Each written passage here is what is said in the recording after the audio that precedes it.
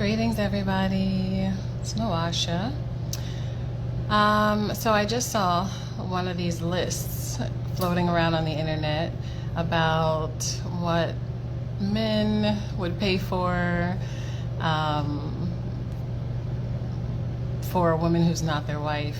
After I saw the list floating around about where women don't want to go on their first date. And this is all just in the last couple of minutes. I'm floating around, surfing online, getting ready to post some content, and it made me think of a client call that I had last night. So I was talking to a client who's married, and he mentioned one of the lists floating around, and he kind of just mentioned that he was talking about it with his wife as like a conversation piece about what they did, and they've been married for a couple of years, what they did on their first dates, and where they would go, where they wouldn't go, and why. But it caused a little bit of an argument because they were talking about things that they did do when they were younger, but that wouldn't be done today, right? But I think it's really important to understand, and probably, hopefully, by now, you understand that Cheesecake video was fake, right? For most people who don't know, maybe I'm sure you know, like 3 weeks ago to 4 weeks ago, a video went viral about a woman not getting out of the car when she was on the Cheesecake Factory date, and this was her alleged first date. What I think is so crazy is that this person actually just made this video, probably expecting that it would go viral. But the person's actually an actress and a therapist, amazingly. So as I was having this conversation with the client, I let him know that actually, the lists that are coming off of the viral video are really not lists, right? Composed by or compiled by people who are a group of people getting together. It's like you're making a list on Canva, right? And maybe you and a friend got together to make sure that your list could get to 10 to 15, 20 items, but this is not real, right? So I think it's amazing. I love social media. I don't put out a lot of content of video because I'm kind of reserved, right? And it's weird for me to talk to people who aren't necessarily talking back. So I appreciate whenever somebody puts a comment in or really engages in conversation, because otherwise I feel like I'm just talking to myself. But what I do find so amazing about social media is how quickly we get caught up in stuff that is not real. I think social media is amazing for connecting with the world, for connecting around certain topics, even for learning, which is why I'm on here almost daily. So, we work online, we work with people all over the world. I appreciate being able to connect. But what I see recently is that we're willing to do anything for some views. And I know views equal money.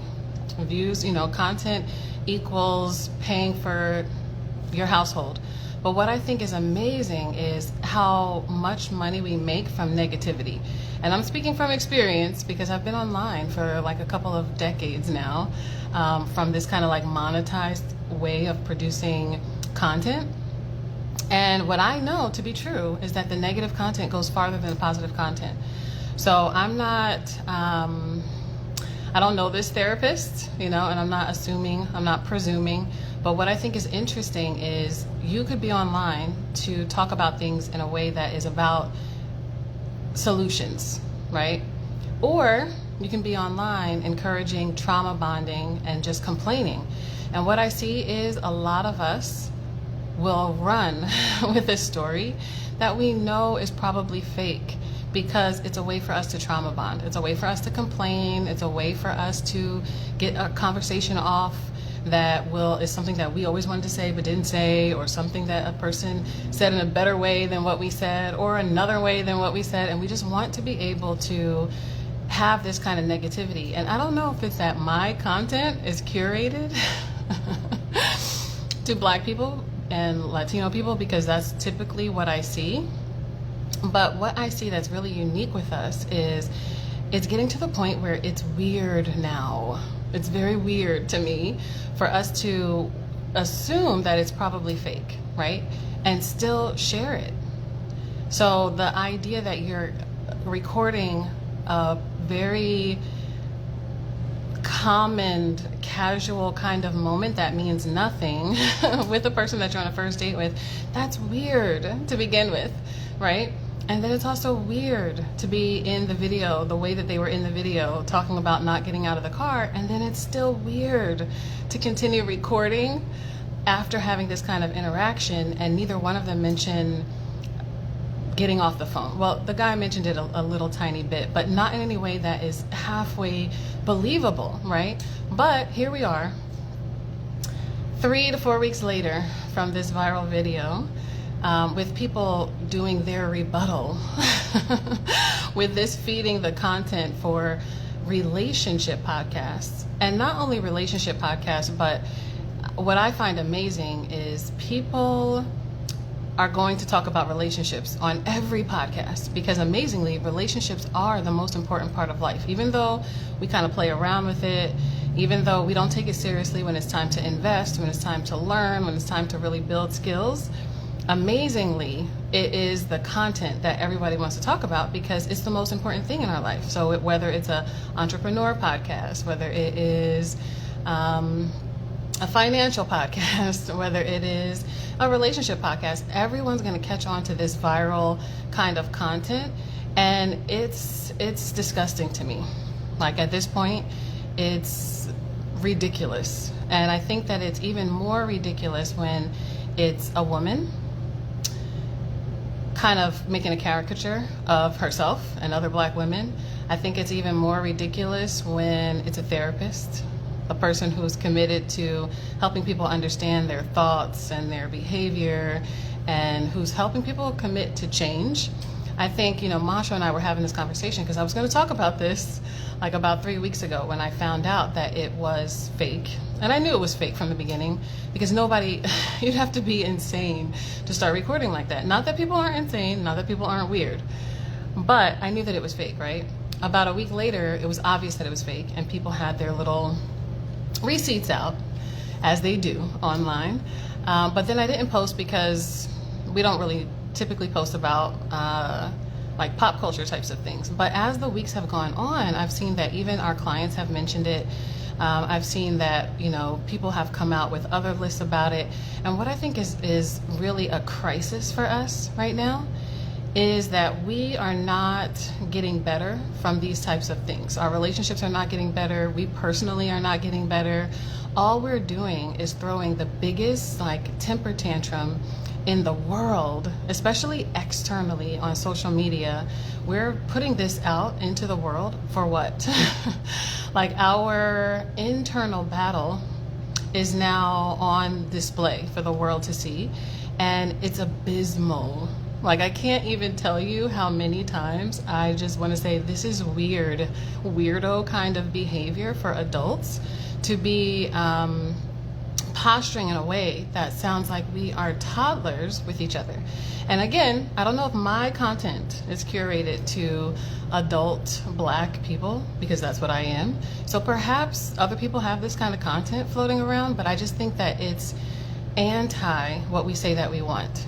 And so when I see this, especially as a person who is a guide and a therapist, I think if you want to have that kind of content, and when I was talking to Nwasha about this, I was like, you could put out this kind of content if immediately you put out the other kind of content that is, here's the answer to this problem. Here's how you actually are emotionally fit, how you develop emotional intelligence, how you communicate. But that's not where this kind of content ever goes. This kind of content goes to, how can I have a public argument?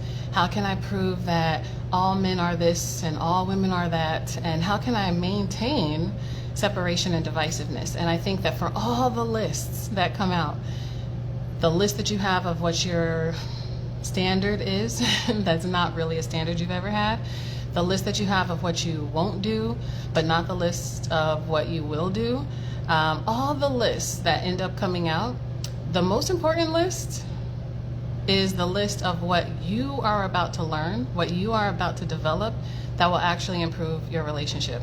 I don't see that list. Maybe I should make that list. if you're listening, drop a comment. What should be on that list of this is what I'm committed to learning how to do so that my relationships are actually better, right? I would love to see. Let's compile that list. And then I'll get on Canva and type up a list for us to put out. What I know is most people don't want accountability, right?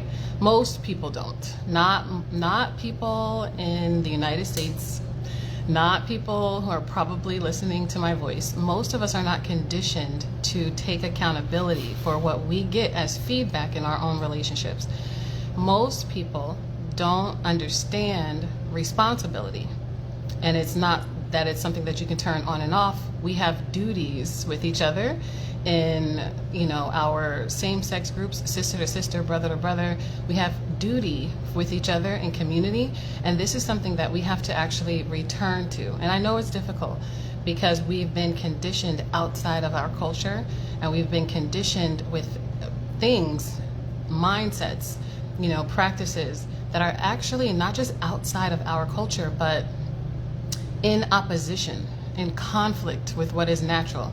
And this is the challenge that we have, because we have a innate desire to connect and to be in relationships. So when we get our feelings hurt, which is bound to happen when you're not prepared for a relationship, we're sensitive to anything that kind of registers with that hurt feeling. And what we end up doing is jockeying, playing tennis back and forth of, well, you hurt me, so I'm going to hurt you. Or this is a situation that I had 3 times, and now it's all men and all women. And it sounds like, for anyone who is observing, and I'm talking about us, like I'm not talking about other people observing us online, because nobody cares, right, about our situation. This is why we're in the situation that we're in.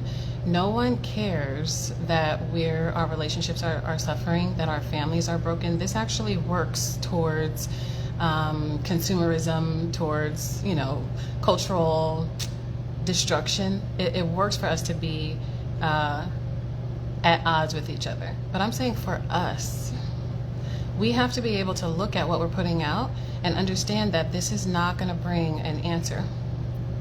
Making another list, calling a friend and compiling a list is not the solution to what's going to improve your relationship. You don't have to go to any of those places. You don't have to go out at all. You could do the 52 date night challenge and have an amazing experience actually seeing if the person has aligned values or not. Because at the end of the day, or the beginning of the day, it's your values and your belief systems that have to be in alignment. I think the second level of conversation that we talked about, me and this client last night, was that whatever you say, if you're saying I'm not going to go here, I'm not going to go there, I would never do this as a first date, I would never do that, that answer is not the end. That's actually the beginning of the conversation. What you want to be able to say is, why would you not do that? What is the reason why, right? It's the answer to those why questions that are the second level, third level, fourth level of a conversation. Those are the answers that tell you what someone's values are. And then that is really what you are aligning with. Pretty straightforward, pretty simple, but amazingly, the way that relationship content is out here proliferating in the internet streets is rarely about a value system. It tends to be that we take these maybe like semblances of our values, like so material things or experiences, and we say, okay, if this happens or this doesn't happen, then it is this value or this value. We're not really, that's not true. So someone can have they can have hundreds of thousands of dollars daily, and they can spend it on trash, right? They can have hundreds of thousands of dollars daily and not even share it with you at all. Saying that you want someone who makes hundreds of thousands of dollars a day doesn't actually speak to the value system. Now you can say, I think it means that a person works hard, or I think it means that a person, has freedom, but that's not actually true. It's not. And we have to be able to look at something in the second level and have like a critical analysis, a little bit of a detachment from our trauma, And I think that what really just disturbed me about this particular video, because things are fake every day, you know, I understand that people are making content and people are working online. And so part of that is to make jokes and to be ironic and all of that other type of stuff. This is the same kind of things that people do in physical workspaces, they do on online workspaces. But the thing to me that is really the other level of irony with the person being a therapist and people who allegedly do podcasts and YouTube videos on relationships talking about this kind of thing, it's just like the cherry on top for me. At this moment, for some reason, especially with a client that I love and respect, talking about it, it's like it's the cherry on top for me. That what we're going to, that's supposed to be feeding us, that's supposed to be giving us the boost that we need to get the results that we want, is actually doing the opposite. And we have to be mindful of what we jump on, like the instinct to jump on something and to start hitting share and to making your thought pieces about it. You should pause. Pause for 10 seconds and ask yourself why it's registering with you.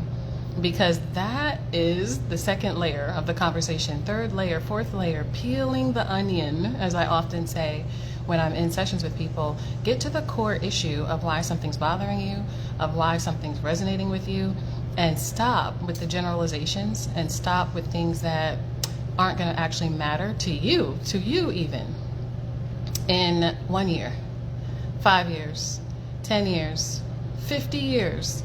50 years when your relationships are not going, when they didn't go well, when you're sitting in the rocking chair and you're thinking about reflecting on your life with the acceptance that you probably have less time in the future than you've had on the earth, you're not going to remember the meme that you shared.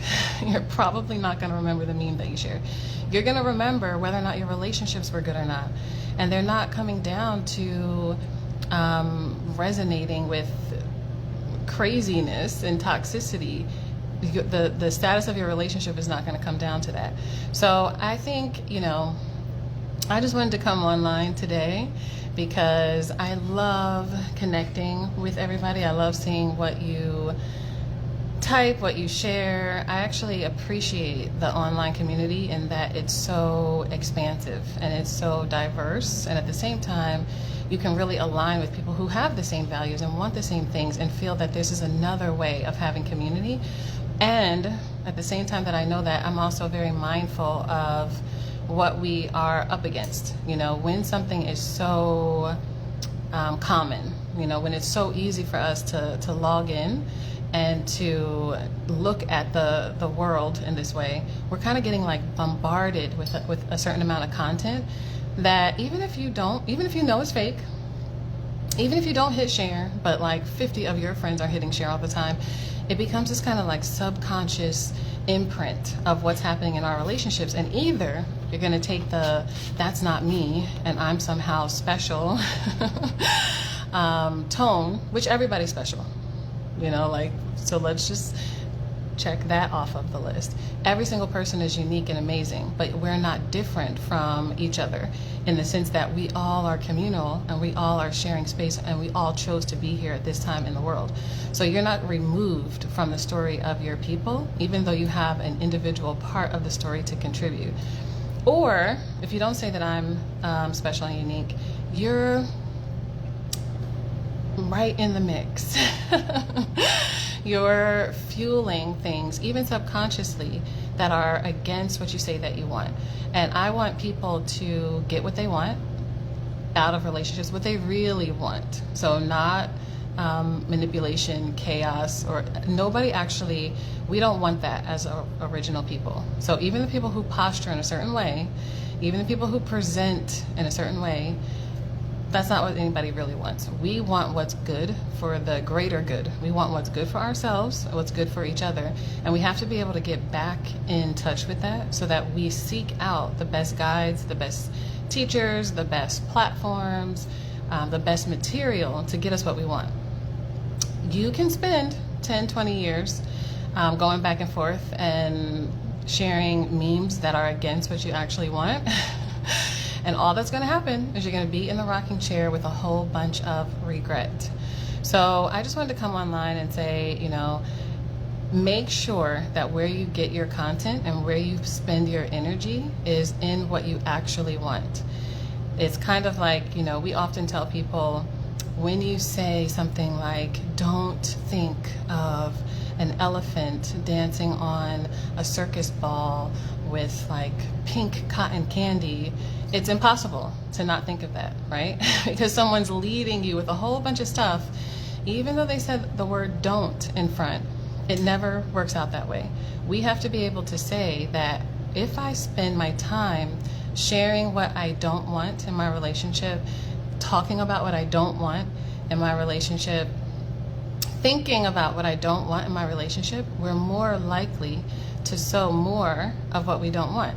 That's just how the mind works. If I tell you not to think of the color blue, it takes a lot more effort than if I tell you, think of the color black, think of red, think of white, right?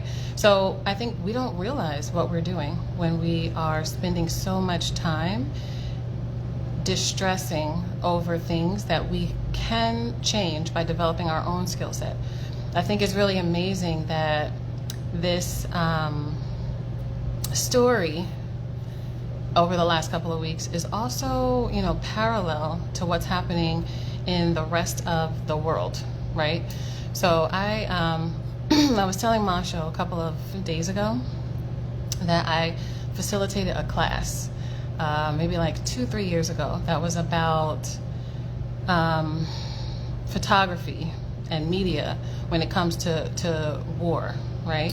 And we had to guide the students through war photography from World War I, World War II, Vietnam War, different things all around the world for famous clips, famous photos, and to see what people's mentality was about the photography and how they still felt about it, how attached or detached they were to it.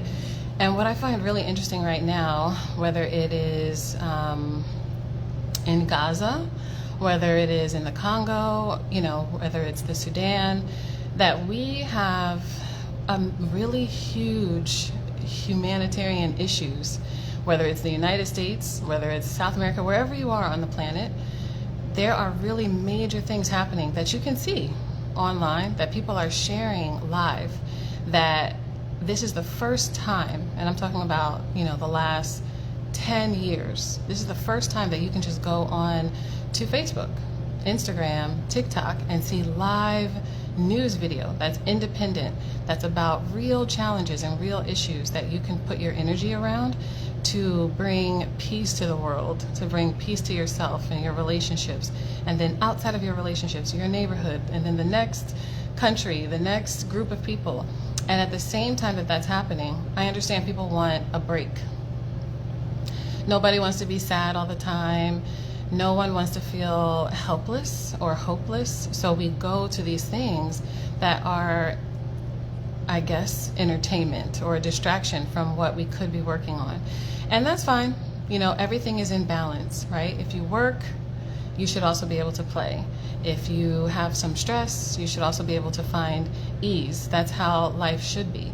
But I think when I see, it looks to me, and I could be wrong, but it looks to me sometimes that we put so much into entertainment, but that's actually harmful kinds of entertainment, that it really is, I feel like it's corroding our humanity. Like the way that I see people compiling these lists now is getting to a level of pettiness that I'm assuming the lists are from adults, because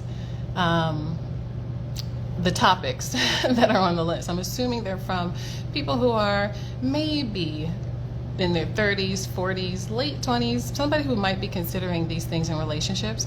And what I see is this is what we as adults are putting our energy around instead of our personal skill building, instead of our, our faith, our commitment to improving life for ourselves and the people that we love and the people who are the next closest to us. And this is It's a fail to me. I can't believe that this is where we actually are. And at the same time, I understand that this is where we are. I accept it. And it's strange to me. And I believe that most people want to work on themselves. I believe most people want the accountability.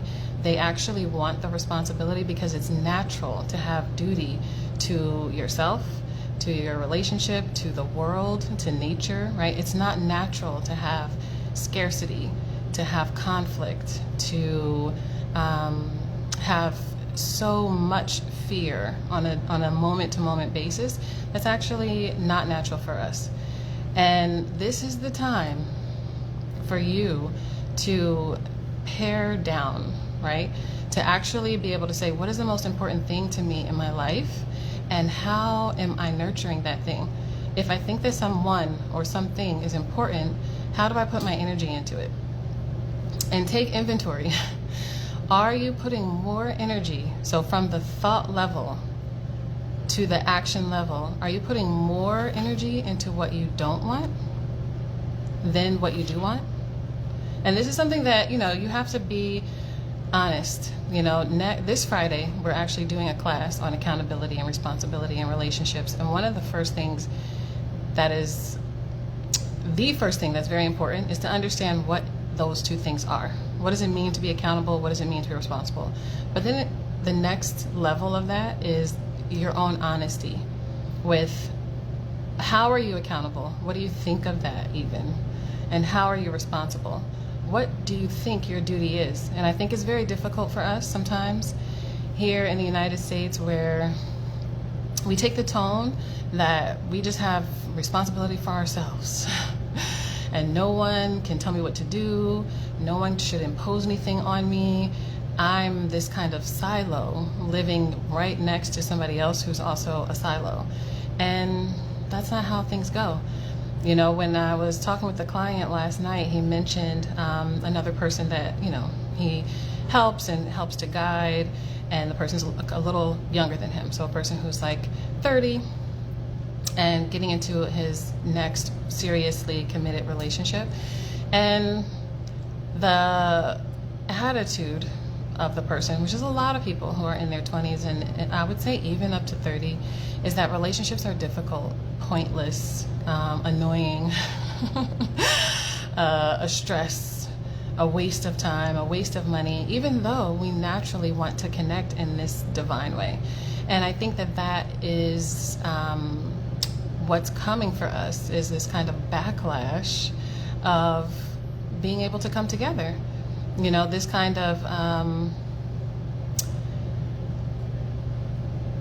something that's so natural, which is to come together. It's not going to necessarily be easy, but it's so natural to come together, is now so difficult for us because we don't trust ourselves. We don't trust each other. We don't know how to communicate. We don't know how to forgive. We don't know how to make room and invite someone into our life for real. We don't know how to resolve the conflicts that are bound to come up. And so we resort to being immature, which we all are going to be immature when we don't have a cultural upbringing and initiation. We're going to have aspects of our character that are immature. But when we take the immaturity out into the public, this is where we have a problem, because when we share our immaturity with other people who are immature, that's what proliferates. And amazingly, I think that this is going against what the therapist would probably want in her sessions, which is to listen to someone, to hear what their challenge is, and then to help them see a gap and build a skill that goes in the direction of more of what they want. But when I heard or saw, because I was reading what the person was saying in social media posts, it was that she had a lot of clients, a lot of female clients who were delusional about what to expect and how to ask for what they want in a relationship, that she thought she would put this video out for people to open up a discussion, and have a dialogue about it. And I don't know that I don't believe that. I actually don't believe that. I think that we're living in a time where people want a certain amount of attention.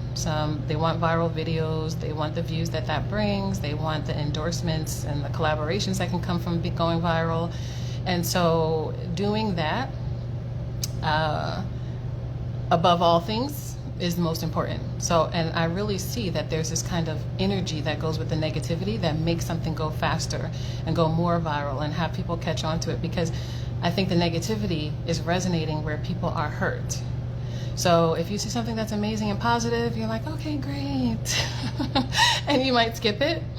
If you see something that's negative, it's like, this is it. This is what I was just saying. And then you're instantly hitting share without any kind of responsibility, right?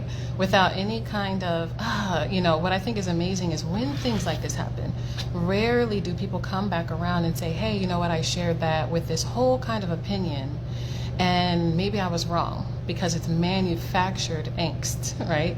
Or I shared that with this whole opinion, and what I need to be able to say now is, even though this is fake, this is the part that's still true for me that I really want to fix or correct.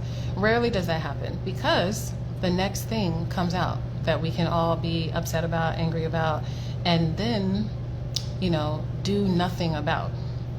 And that is the part to me that is expired.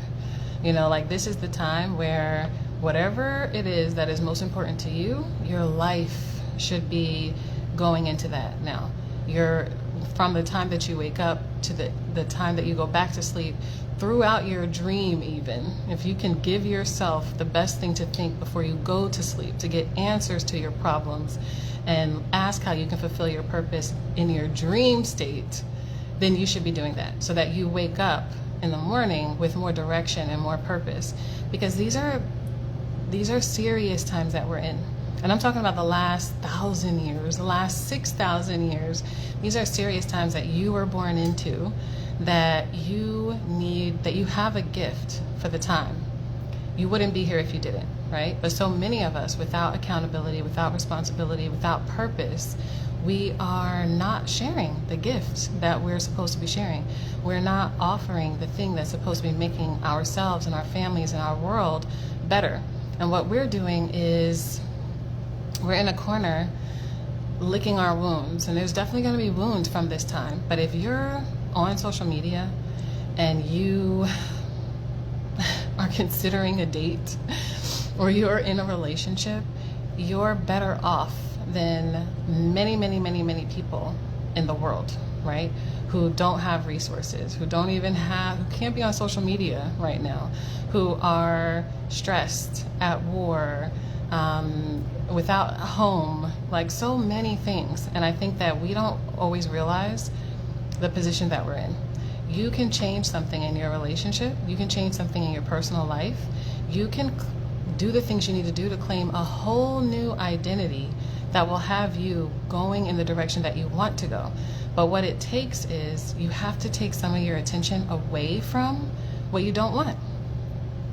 I mean, it's not necessarily easy, but it's very simple. The more that you expel some energy on the things that you don't want, the less attention, the less energy that you have for what you do want. And this is why, if you have the same complaint about women over and over and over, there's something about you that needs to change, because there are billions of women in the world. So for you to have the same complaint because you met 10 that are pretty similar, that means there's something about you that's drawing those 10 women to you. And if you have the same complaint about men, that you're finding, that you're experiencing the same thing over and over and over in a relationship, what you have to accept is there's something about you. This is where accountability comes in. The literal accounting of accountability is tallying those things up. The responsibility is that you are able to respond appropriately to what's happening in your own life, and to respond appropriately in the direction that you want to go in. If you don't have those things, stop. If you're not doing that, stop talking about accountability for somebody else. If you're not talking about it for yourself, stop talking about responsibility for somebody else if you're not talking about it for yourself. And this is why we say soul. Self, others, understanding, love, right? Self, others, understanding your love legacy, that you're building it right now. And you've inherited one, but it's not the total of your identity. You can make a change. You can actually develop the skills, just like you do in fitness, just like you do in whatever profession you're in, just like you do in finances. There are things that you can learn and practice that will change your reality, that will change how the world gives you feedback. But you have to believe that. It's not for everyone else to cater to you. You're not in the world by yourself, but it is for you. As much as you want to be a receiver, you have to be a giver. And the thing you should be giving is of your life and of your purpose and of your faith and of your values and of your beliefs. And then you're going to attract the person who wants to go to the same place that you want to go to on the first date. But when you go on the first date, wherever you go, your conversation has to be about the person, what they believe, what they value, what means the most to them in life. Because picking someone by where they want to go or not where they want to go is a fail. And unfortunately, we are creating children that way. We're creating marriages that way. Even if we're not getting married, we're spending intimate time in that way. And it doesn't fulfill us. When you look around and you see that people are resonating with that, what I see when I see that is that people are unfulfilled and people are sad and people have wounds that need addressing and no one really knows how to address them. So let me know what you think. Let me know what should be on the list. I want to see it in the comments. So I am really going to type it up. If anyone has something good, I'm really going to put it out just to make my contribution. But I want you to know that you can absolutely find people like Nwasha and I who want to offer a skill that you can develop, that you can practice, that you can enhance your life with. And there are other people who are like us who are saying this is what you want, and here's one way that you can possibly get closer to what you want. So invest your energy into that, invest your time into that, and then actually see that your life is different in a month, in a year, in 5 years, in 10 years. And let me tell you, the truth of the matter is you can do this now. If nothing changes for you, if all you ever do is share the things that resonate with the worst version of your life, then that's pretty much what you can expect for next year and 5 years from now and 10 years from now and 20 years from that. And imagine your life. Like, really sit with that and understand that whatever you're doing to get what you're getting, if you keep doing that, you're going to keep getting that. And the only way that you're going to get something different is to do something different. And the only way you do something different is to believe something different. So you have to tap into your faith, your culture, your ancestors, tap into what is real for you and look for the guidance in that. And it could be on social media.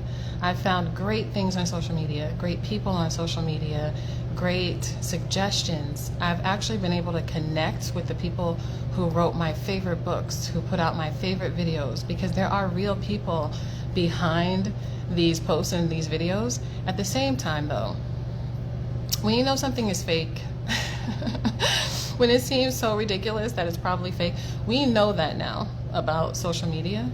So pause again and check in with yourself about why you're resonating with the worst of the worst. I think it's something that we talk about a lot when we say people compare themselves to the worst of the worst, right? So you'll say, oh, you know what, I don't manipulate men, or, I don't try to take men's money. And that's not the majority of people.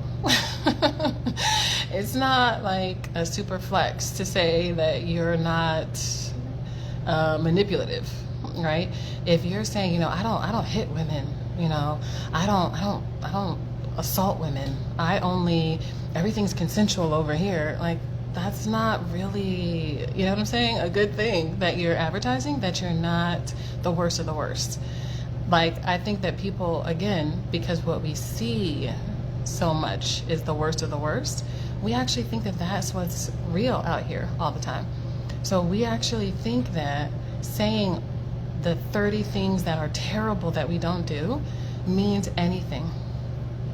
You could be saying the 3 things that you do that are amazing. You could say the 1 thing that you do that is amazing, that is special, that is a contribution, that is inspiring, that's enlightening, that's fun, that's funny, whatever it is. But we often are saying, well, at least I'm not, and then fill in the blank. Why are you comparing yourself to the worst of the worst? I think it's irresponsible. If this person is actually a therapist, I think it's, I would love to see how the accountability rolls around, as people, the thing about the internet now that I think is amazing is that it's quick, right? So it's pretty quick. This is why, like, after a couple of days, people said, hey, I know who this person is. She's an actress in her bio. She's a therapist. This is probably a staged video, blah, blah, blah, blah, blah. It only took a couple of days for that to happen because, amazingly, people will put their energy into being the sleuth online and getting all the receipts and all the details. But what I think is also fascinating is that nobody really, a couple people care. I cared, right? Other people cared. But it's like a machine that's already moving. So once something goes out there, it picks up a lot of steam because so many people are hurt that the negativity resonates at this high vibration because of, frequency, because of the way that we're living right now, right? What is also true is that the higher value frequency resonates stronger, right?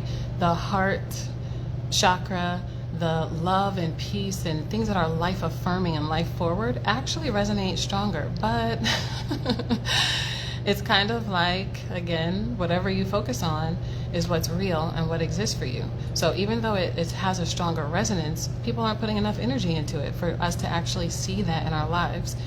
And we have to be able to go first, right? You have to be able to go first, because at the end of your life, where you're going to feel the most regret is in your relationships.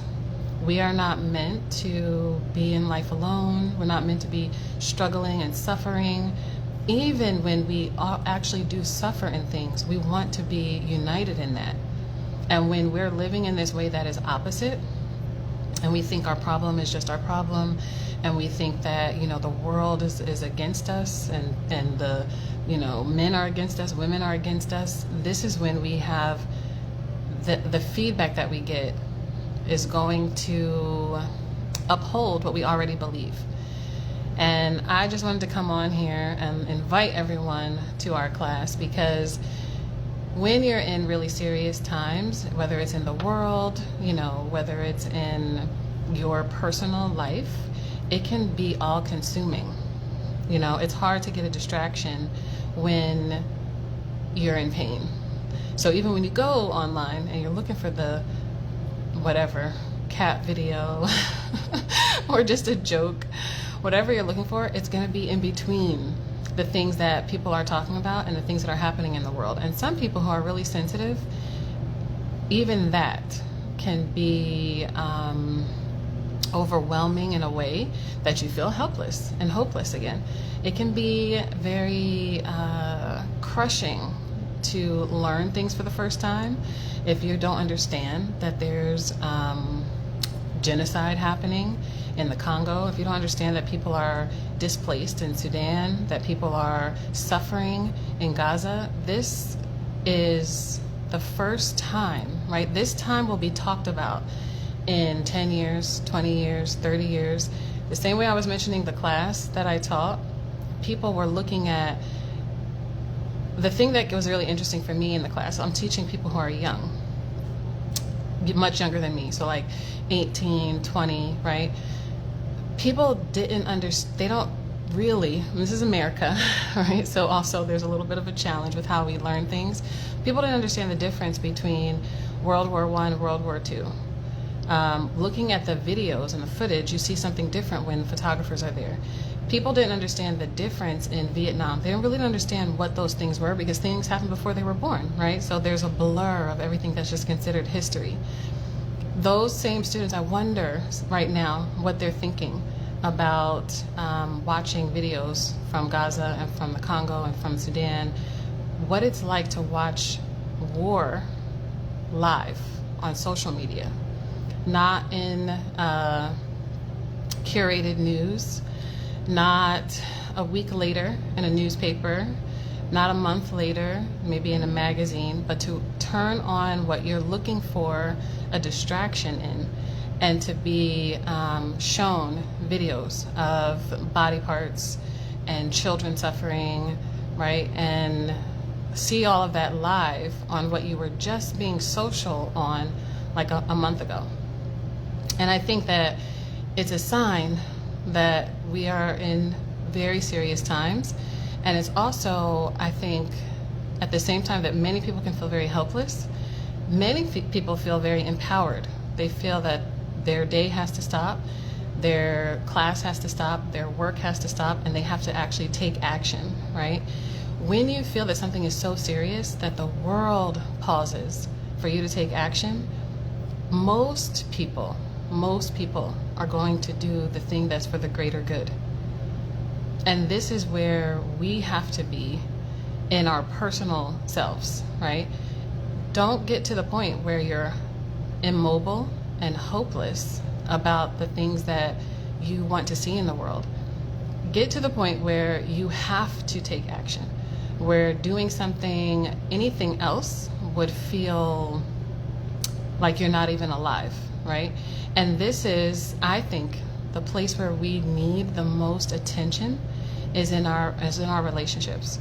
It's in our relationship with ourselves, it's in our relationship with our partner, it's in our relationship with our children, with our family, our parents, our community. That space of relationship needs a lot of healing. And we have to be able to stop certain things to invest in what would make the difference, right? When I think about the students, they were a couple of years ago, so it was in the middle of the pandemic. I could see that through the class they were getting changed, right? They're learning, and I could see that their view of the world was changing, and then their beliefs were changing, so they were going to have different action. That's one of the reasons why I love the kind of relationship counseling that we do, because it's about learning in some aspect, learning what you didn't know so that your beliefs can change and you can have different action. It's from the beginning, to me, like very root cause. I wonder, how that class would go if I was doing it now, where every day, every second, there's something that is online, that's live, that is affecting your belief system and affecting what you want, what you're called to do, right? I wonder what those students think now. And I wonder what new students would think now with this kind of understanding what the media has done, whether it's propaganda, whether it's tell the truth, whether it's unify people. And I think that we have to be smart about understanding what the media is for. It's definitely for all of those things. And we have to accept it, and we have to be accountable, and we have to be responsible. So the media can be entertainment, it can be a pause, it can be a break from reality. It can also be propaganda, and it can be fake, curated drama and chaos to get you worked up.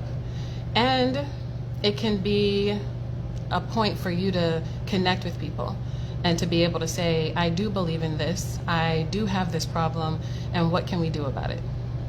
So if you want to come to the class on Friday, just send us a message and we can let you know how to register. This class is, about taking responsibility in relationships and understanding that you do have a duty. And I think that this is probably, we're going to talk about this from the male and the female perspective. I think in general, men understand that they have some duty for the woman that they're with, but I think that it gets skewed to being physical duty and financial duty. and not this necessarily emotional duty or the way that, you know, a woman is expecting and looking for responsibility. But I think that women, unfortunately, and perhaps this is what that therapist wanted to have us talk about, I think women, sometimes we don't think we have a duty in a relationship. We think that the person coming into the relationship has a whole bunch of duties for us, like to us. They should be doing this, they should be serving us. As my client was saying last night, you know, the woman is the prize. That's very true, but not more than the man is the prize. Not more than the relationship is your prize and your reward, right? So I think that men understand they should be dutiful because they're conditioned to work, they're conditioned to serve, they're conditioned to produce. And if they're not doing that, then they're not seen, even by other men, as good men, right? I think women, not so much. We might feel that we have duty to our children, but we're not conditioned to understand that we have to serve and have some duty to the actual relationship and to the man that we're in the relationship with. And I think accountability is an interesting concept, because literally taking a tally is very neutral. But often when we talk about accountability in relationships, it's about hurting someone, shaming someone, embarrassing someone, or just proving a point, right? What's important is to know if you're being accountable, really just neutral, you would also account for all the positive things. So accounting, you would not only count the negatives. Ideally in accounting, you want to be positive. You want to be up, right, in the money. I think that it's really interesting when we say we want someone to be accountable, we want them to be accountable for what we want them to be accountable for. We're not necessarily saying what all of the things that are to count, the things that are positive, the things that are neutral, the things that are negative. We're not doing that. A lot of times in our conversation and relationships, we're saying, you need to be accountable for this. And that could be true. And there's a whole bunch of other things that are true. So how does a person show that they're accountable? How does a person show that they're responsible? And how does a person do that knowing that someone else is in the relationship?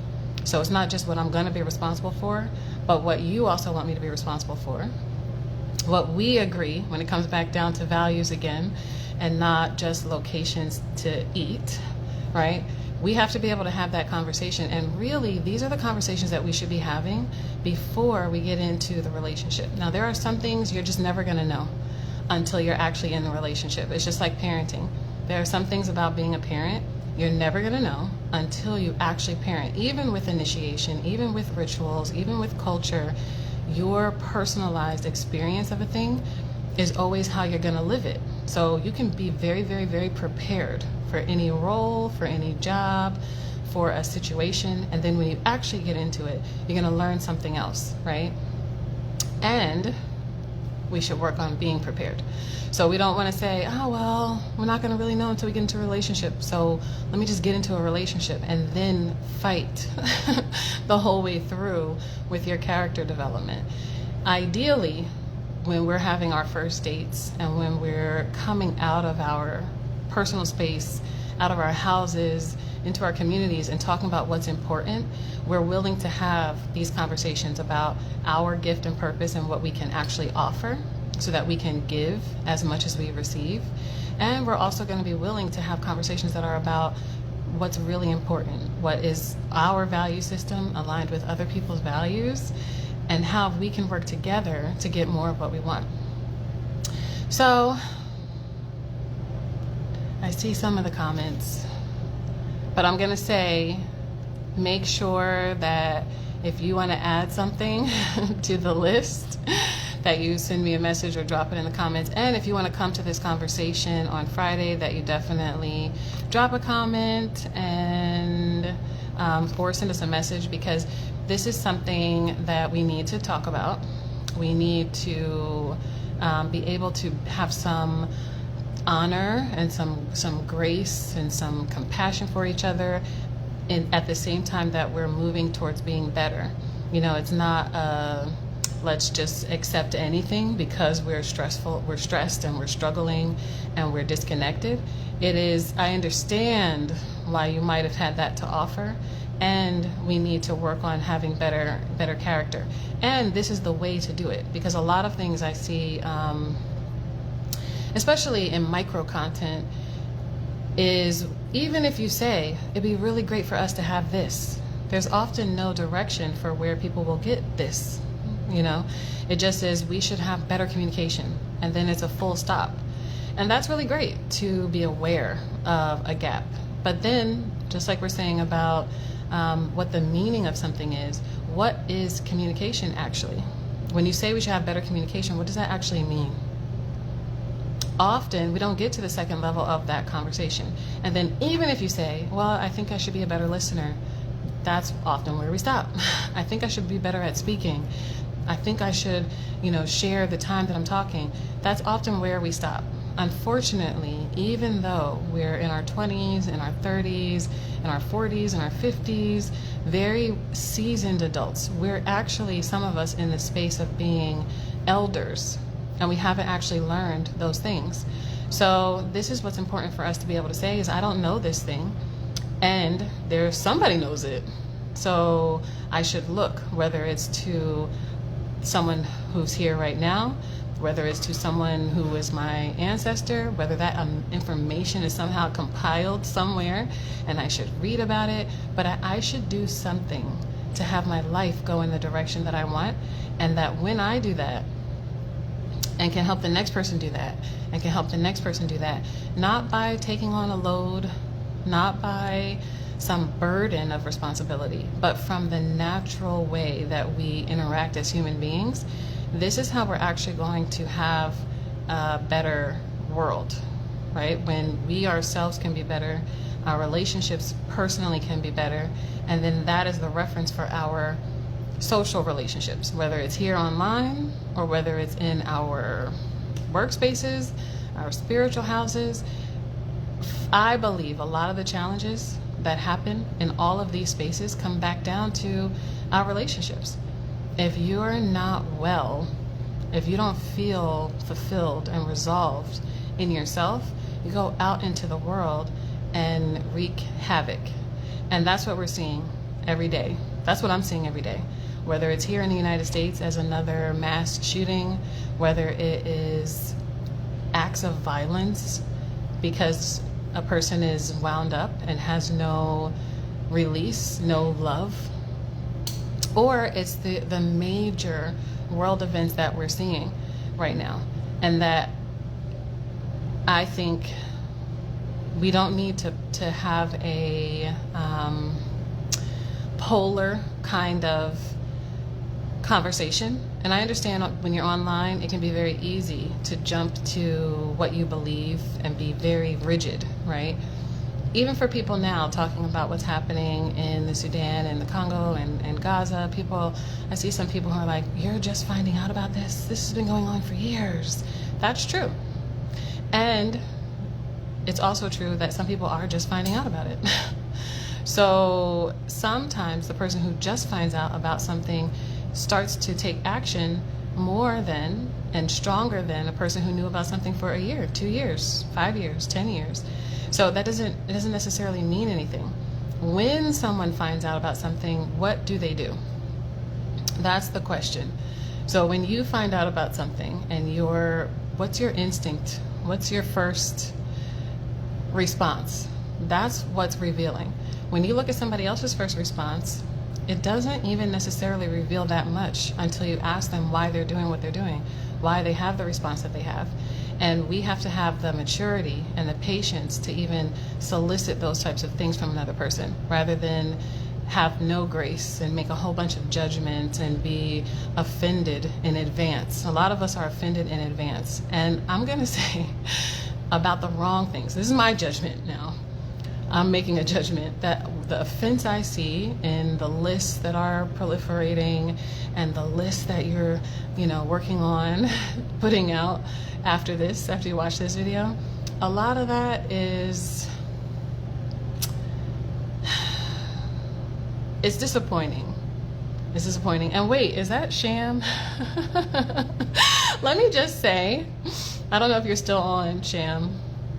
I was just quoting you This is a video that lives in my mind, as they say, rent free.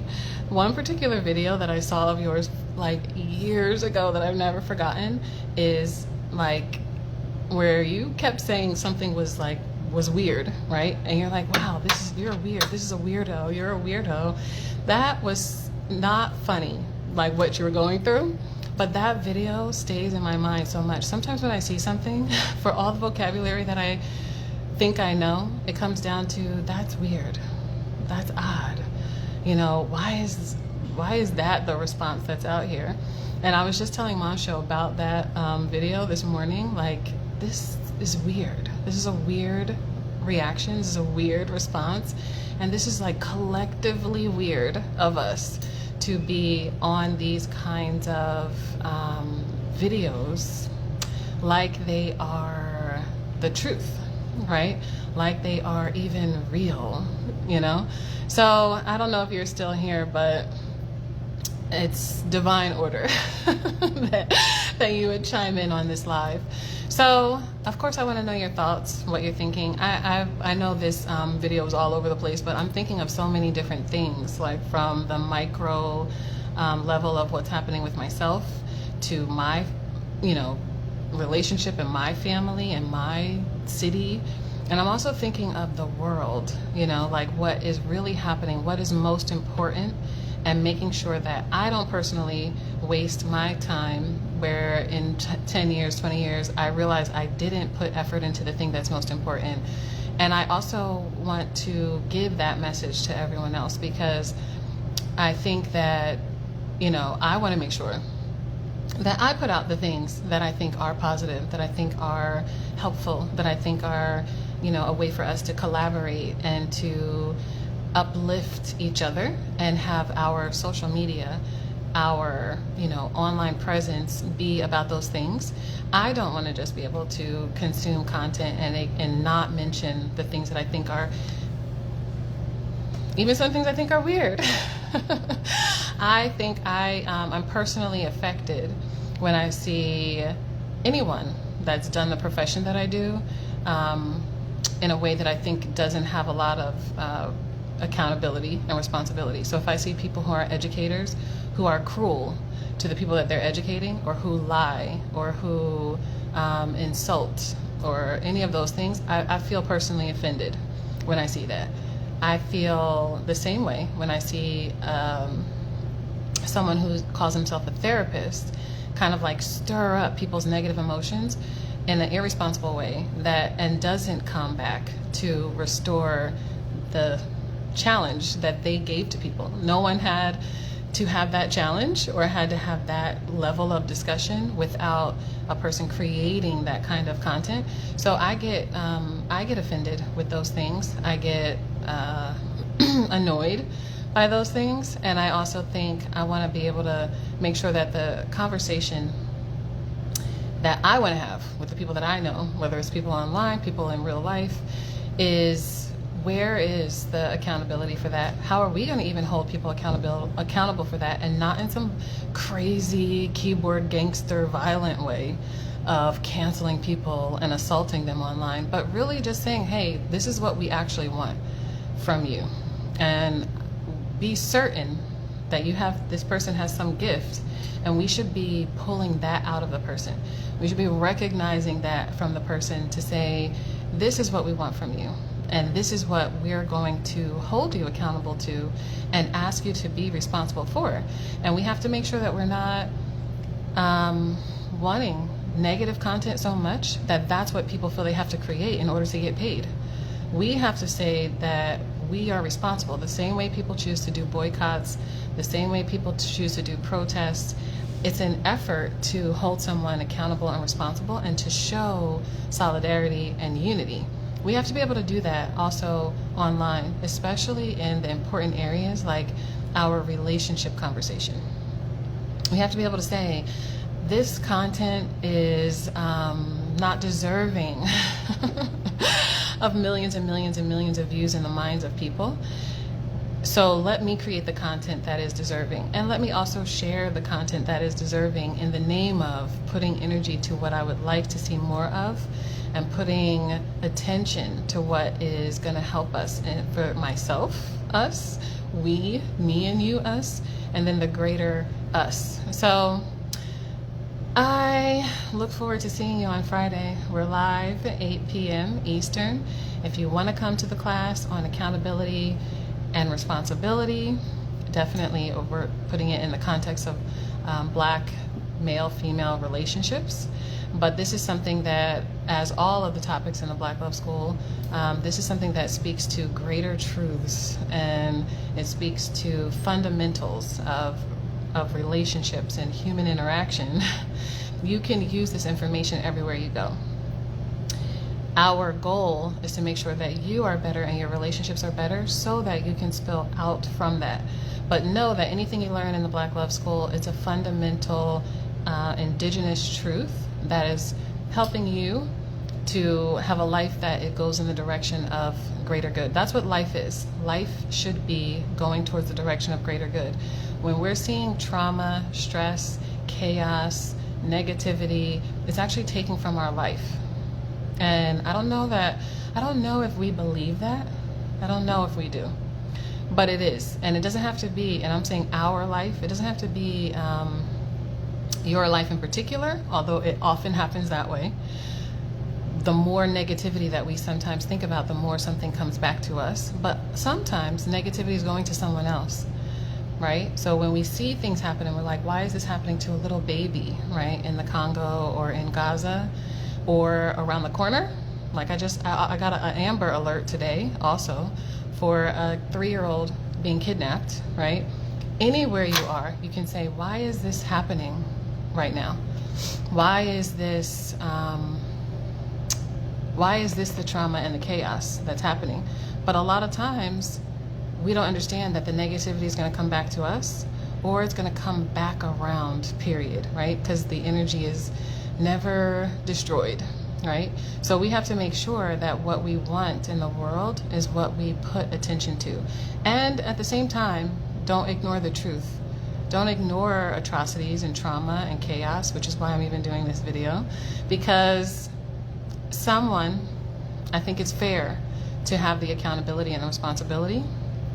I think it's fair to make a critical, complaint, which is what I'm doing. And I also think it's fair to have this conversation. If the other conversation can be online, then this conversation can be online. So that's my feelings on the video, the cheesecake video, the lists that came after that. The goal is we all need to be making a list of what's really going to enhance our relationship. And if you give yourself the space, something that should be on the list, at least one thing. And if you drop that one thing in the comments, I will compile a list of what we think we need to work on as Indigenous people, Black people, American people. What do we need to work on that would have our relationships be better? And then actually how to start taking action on those things so that we can be better and we can be in better positions to help other people who are not better yet. So on that note, I'll see you Friday. Akoma.